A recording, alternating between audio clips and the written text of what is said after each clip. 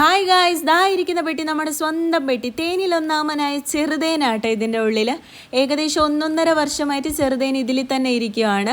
അപ്പോൾ ഇന്ന് നമ്മൾ തേൻ എടുക്കുന്നുണ്ട്. അതിനായിട്ട് തേനീച്ചേനെല്ലാം നമ്മളൊരു കുപ്പിയിലേക്ക്, പ്ലാസ്റ്റിക് കുപ്പിയിലേക്ക് മാറ്റുക കേട്ടോ. അതിൻ്റെ ഇടയ്ക്ക് ഒരാൾ ഇവിടെ കളിക്കുന്നുണ്ട് കേട്ടോ. ക്രിസ്റ്റി വെള്ളത്തിൽ കളിക്കുകയാണ്, എന്തൊക്കെയോ ചെയ്യുന്നു, ചെരുപ്പ് കഴുകുക, എന്തൊക്കെയോ ചെയ്യുന്നുണ്ട് കേട്ടോ. അപ്പോൾ നമ്മൾ നമ്മുടെ തേനീച്ചയുടെ പെട്ടി പൊട്ടിച്ച് ചെറുതേൻ്റെ, അപ്പോൾ പൊട്ടിച്ചപ്പോൾ തന്നെ നമുക്ക് ചെറുതേൻ്റെ മുട്ട കാണാൻ കിട്ടി കേട്ടോ. അതേ മേളിൽ തന്നെ ഉണ്ടായിരുന്നു മുട്ട, ഫുള്ള് മുട്ടയായിരുന്നു കേട്ടോ. അതിപ്പോൾ കട്ട് ചെയ്തിട്ട് നമ്മൾ സെപ്പറേറ്റ് ആയിട്ട് വെക്കുന്നുണ്ട്.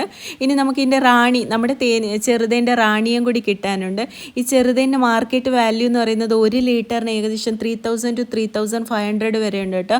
നല്ല മെഡിസിനൽ വാല്യൂ ഉള്ള ഒരു എന്താ പറയുക തേനാണ്. നോർമൽ തേനിനെയും കാട്ടിലും നമ്മുടെ ചെറുതേനാട്ടോ ഏറ്റവും ബെസ്റ്റ്. ഇതേ നമ്മുടെ റാണീനെ കിട്ടി. റാണീനെ നമ്മളിനി സെപ്പറേറ്റ് ആക്കി വെച്ച് നമുക്കിനി തേൻ എടുക്കാം കേട്ടോ. അതിനായിട്ട് ഇതെല്ലാം കട്ട് ചെയ്തെടുക്കുവാണ്.